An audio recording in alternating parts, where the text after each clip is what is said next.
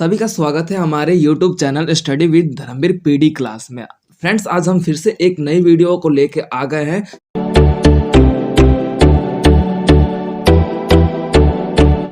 तो ये आपका इग्नू का सेकेंड ईयर कोड है BANS 184, जिसमें हम ये देखे हैं कि आपके प्रॉपर मैंने आप लोगों को 20 क्वेश्चंस लिखवाए थे।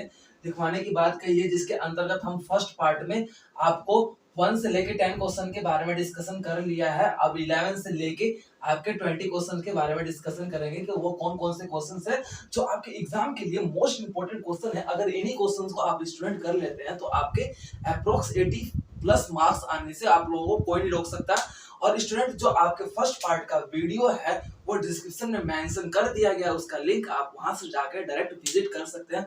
उस वीडियो को आप प्रॉपर्ली देख लीजिए और इन सभी दोनों वीडियो को आप अच्छे तरीके से देख लीजिए। अगर स्टूडेंट आप लोगों को वीडियोस क्लियर हो जाता है, टॉपिक्स अच्छे से क्लियर हो जाता है, तो आप चैनल को लाइक एंड सब्सक्राइब करना जरूर ना भूलें और उन्हें जरूर आप सब्सक्राइब कीजिए, ताकि आपके स्टडीज पर्पस के जो भी है वो कंटेंट यहाँ से आप लोग ले सके या फिर एनालिसिस कर सके या फिर समझ सके। ओके स्टूडेंट, आते अपने वीडियो को स्टार्ट करते हैं।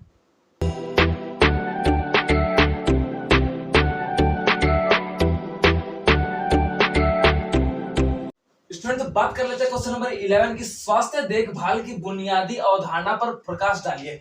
यानी कि स्वास्थ्य देखभाल, जिसके अंतर्गत बुनियादी अवधारणा की बात कर लेते हैं, तो स्टूडेंट आपको पहले ये देखने को मिलता है कि स्वास्थ्य देखभाल जैसे कि एक मनुष्य अपने किस प्रकार से अपने स्वास्थ्य को बेहतर करने के लिए कंटिन्यूस वो जागरूक हो जाता है। पर्टिकुलर मंथली या फिर आपको देखा जा सकता है कि सालाना वो आपका चेकअप करवाता है अपने स्वास्थ्य को जानने के लिए कि मेरा स्वास्थ्य कंफर्टेबल है या नहीं है, या फिर बीपी लो है, इस तरीके का वो जिस प्रकार से बुनियादी देखभाल की बात कर लेते हैं, जिसके अंतर्गत पर्टिकुलर हमें ये देखने को मिलता है कि आपका सरकारी व्यवस्था के अंतर्गत या फिर प्राइवेट सेक्टर के अंतर्गत भी आपका कुछ एनजीओ के माध्यम से हमें क्या करता है, हमारे स्वास्थ्य बुनियादी देखभाल के अंतर्गत उनके द्वारा कार्यक्रम चलाया जाता है, जिसके अंतर्गत हमारे ये दर्शाया जाता है कि जो हमारा स्वास्थ्य है किस प्रकार से बेहतर रहना चाहिए, या फिर किस तरीके से हम खान पीन या फिर जो हम डाइट लेते हैं, खाना खाते हैं या फिर कोई भी खाद्य पदार्थ ग्रहण करते हैं, तो उस स्थिति में हमारे स्वास्थ्य किस प्रकार से रहेगा,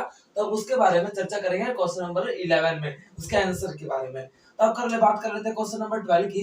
तो लिंग और स्वास्थ्य में संबंध बताइए। यानी कि जो लिंग है जिसके अंतर्गत हम जेंडर बोलते हैं, और स्वास्थ्य यानी कि हेल्थ।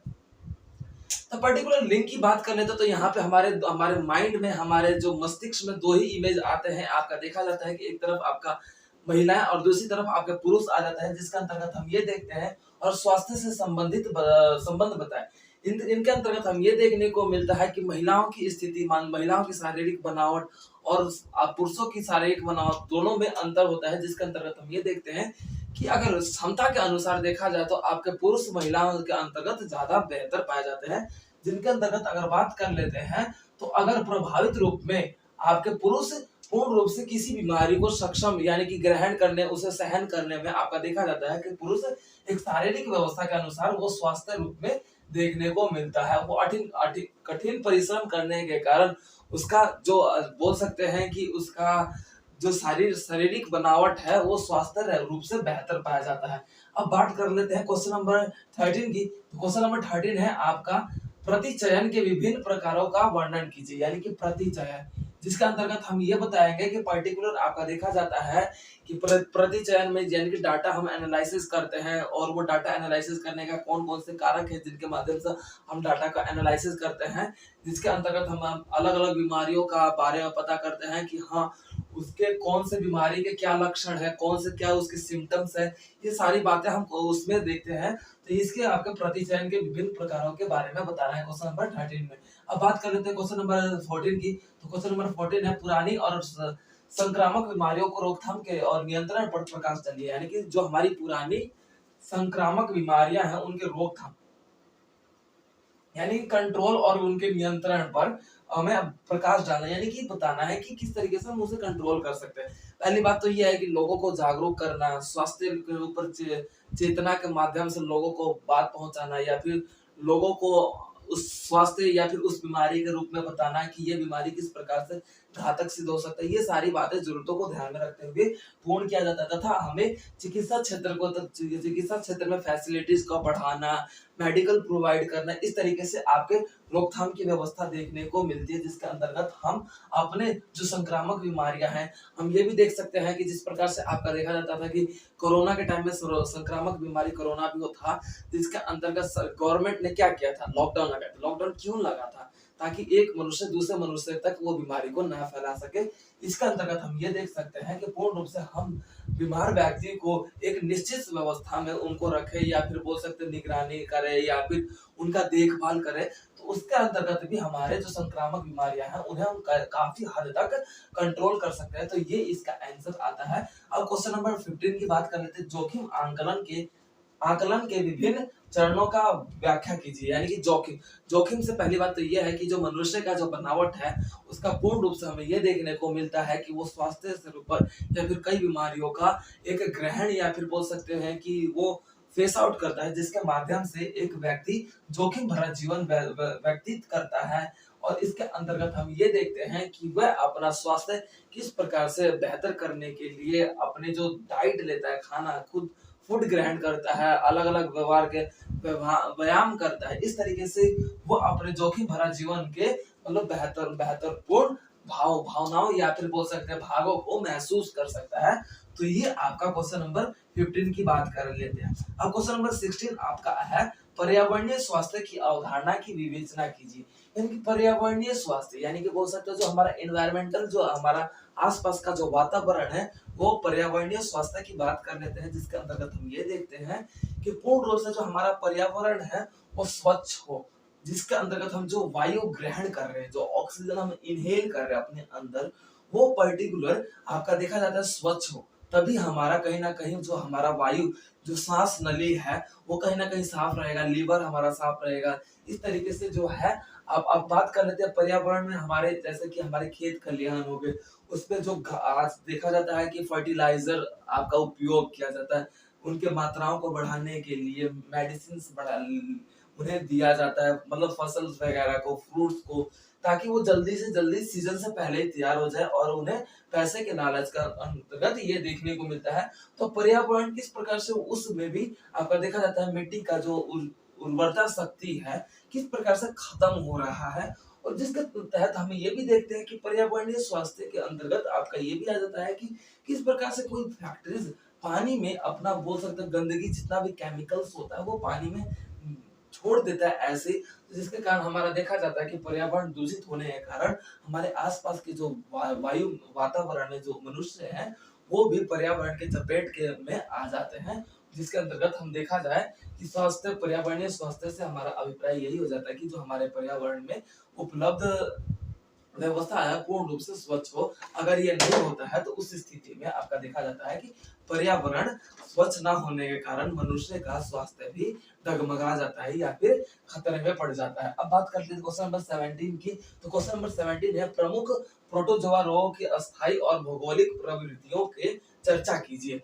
प्रमुख प्रोटोजोआ यानी कि प्रोटोजोआ आपका देखा जाता है कि रोग होते हैं, जिसके अंतर्गत हम ये देखते हैं कि वो रोग बहुत ही खतरनाक और कम समय में लोगों को प्रभावित करने वाले होते हैं। जैसे कि आपका कोरोना था, कोरोना ने किस प्रकार से आपका देखा जाता है कि कम समय में कितने पल भर में इतने मनुष्य लोग, इतने मतलब दुनिया के मनुष्य को उसे मौत के घाट उतारने का जो बोल सकते हो कि एक दिन दहलाने वाली बात हो जाती है।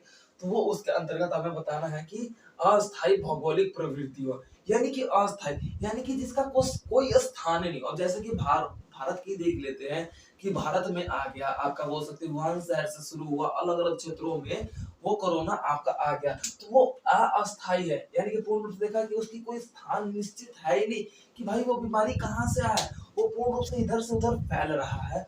तो वो उसके बारे में हमें बताना है। अब बात कर लेते हैं क्वेश्चन नंबर 80 का, प्रसरण विश्लेषण से आप क्या समझते हैं, उदाहरण सहित समझाइए। प्रसरण विश्लेषण जिसके अंतर्गत हम ये देखते हैं कि इसमें आपके सम होते हैं, जैसे कि आपने 11th और 12th में पढ़ा होगा या फिर 9th में पढ़ा होगा कि मीन टोटल सम अपॉन में आपका जिस तरीके से ये सम निकालने का एक फॉर्मूला आप लोग इसमें निश्चित करेंगे, जिसके अंतर्गत n बाई स्क्वायर आपका n1 to N1 N plus one N2, इस तरीके से आप पढ़ेंगे। ये आपके प्रसरण व्यवस्था के अंतर्गत आता है कि हम ये पर्टिकुलर इस फॉर्मूले का यूज इसीलिए करते हैं कि कम टाइम पीरियड में हम अत्यधिक जनसंख्या के रिकॉर्ड को मैनेज कर सके, इसीलिए हम उसे ये आपके अंतर्गत देखते हैं। अब बात कर लेते हैं क्वेश्चन नंबर 19 की। क्वेश्चन नंबर 19 है आपका स्वास्थ्य के व्यवहारिक निर्धारकों की चर्चा कीजिए।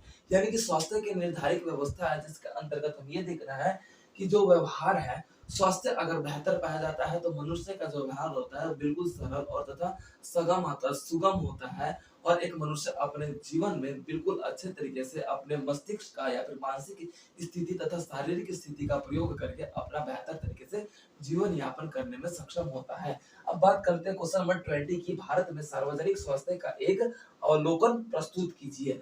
अवलोकन का मतलब यहाँ पे स्टूडेंट ये है कि पूर्ण रूप से अवलोकन यानी कि एक लेख लिखिए कि किस प्रकार से भारत की जो स्वास्थ्य व्यवस्था उसकी स्थिति कैसी पाई जाती है, उसके बारे में हमें बताना है। तो पहली बात तो यह है कि भारत की जो स्थिति पाई जाती है, जो पूर्ण रूप से हमें ये देखने को मिलता है कि जिस प्रकार से हमारा भारत स्वतंत्र हुआ, उस स्थिति में यहाँ पर पूर्ण रूप से स्वास्थ्य को लेकर धीरे धीरे यहाँ पे जागरूकता फैलती हुई नजर आई।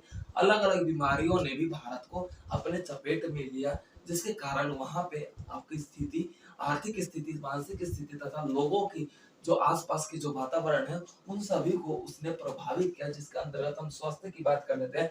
लेकिन धीरे धीरे अब भारत का जो व्यवस्था है पूर्ण रूप से स्वास्थ्य के ऊपर बेहतर देखने को मिलता है, जिसके अंतर्गत आपका भारत भी एक ऐसा देश में तब्दील हो चुका है कि वो अपने स्वास्थ्य तथा अपने देश में निवास कर रहे सभी नागरिकों के लिए एक बेहतर जीवन तथा सुगम जीवन के लिए महत्वपूर्ण निर्णय लेने में सक्षम हो चुका है। तो स्टूडेंट, तो ये थे आपके मोस्ट इंपोर्टेंट क्वेश्चन जो कि आपके BANS 184 के हैं, जिसके अंतर्गत हमने ये देखा कि 20 क्वेश्चंस को हमने डिस्कशन किया जो एग्जाम के लिए आपके वैल्यूएबल क्वेश्चन थे। अगर इन्हीं 20 क्वेश्चंस को आप कर लेते हैं तो बेहतर नंबर से आप यानी कि 80 प्लस मार्क्स के आसपास आप गेन करके अपने एग्जाम को क्लियर या क्वालिफाई कर सकते हैं। जिसके अंतर्गत अब इसके अंदर भी देख लेते हैं कि कौन से मोस्ट इंपोर्टेंट क्वेश्चन है। तो ये आपका आ जाता है, ये आपके मोस्ट इंपोर्टेंट क्वेश्चन है, ये आपका मोस्ट इंपोर्टेंट क्वेश्चन है, ये आपका मोस्ट इंपोर्टेंट क्वेश्चन है, और ये आपका मोस्ट इंपोर्टेंट क्वेश्चन है। तो इन क्वेश्चन को अगर इस अच्छे तरीके से कर लेते हैं, इन सभी क्वेश्चंस को अच्छे तरीके से कर लेते हैं, और बाकी इससे पहले के आपको मैंने पहले ही बता दिया स्टूडेंट्स कि उसके फर्स्ट आपका जो पार्ट है वो डिस्क्रिप्शन में मेंशन कर दिया गया लिंक, आप वहां से जाके विजिट कर सकते हैं। ओके स्टूडेंट, अगर किसी भी क्वेश्चन में आप लोगों को डाउट हो तो आप पर्टिकुलर हमें कमेंट सेक्शन में मेंशन करके अपने उस डाउट को क्लियर कर सकते हैं, या फिर उस पर एक वीडियो बनाने की भी मांग कर सकते हैं। तो हम इन फ्यूचर उस पर भी उस क्वेश्चन पे भी हम अपने वीडियो को अपलोड कर देंगे। ओके स्टूडेंट, अगर आप लोगों को टॉपिक अच्छे से क्लियर हो चुका हो तो चैनल को लाइक एंड सब्सक्राइब करना ना भूलें। Thank you so much for watching this video.